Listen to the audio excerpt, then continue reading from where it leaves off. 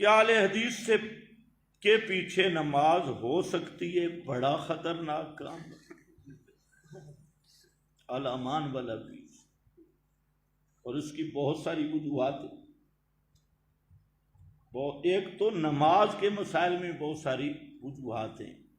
ان کے نزدیک جب تک پڑوسی نہ سنے یا ناک بند نہ ہو تو وضو بھی نہیں ٹوٹتا۔ تو اب ہمیں کیسے اعتبار آئے گا مولوی صاحب کی حالت میں؟ نماز کا معاملہ تو بڑا خطرناک ہے۔ پھر ان کے نزدیک منی بھی بالکل پاک ہے، کیسے اعتبار آئے گا مولوی صاحب کی شلوار پاک ہے یا پلیت ہے؟ پھر ان کے نزدیک بہت سارے جو حشرات الارض ہیں وہ کھانے بھی جائز ہیں، کیا پتہ اس نے منہ میں رکھے ہوئے ہوں۔ پھر جو مطلقاً تقلید کو شرک کہتا ہے اور تمام امت کو کافر کہہ رہا ہے، وہ خود کافر ہے۔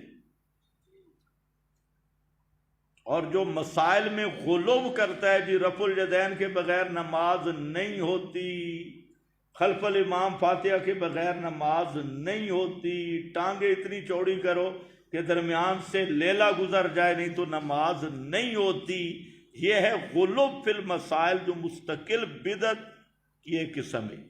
اس لیے ان سے بچو۔ اور پھر اس سے بڑھ کر جب صحابہ پہ اعتراض کرتے ہیں، حضرت فاروق اعظم پر، اور صحابہ کی تنقید کرتے ہیں، صحابہ کو معیار حق نہیں مانتے اور صحابہ کو حجت، تو پھر تو یہ نیم رافضی ہیں۔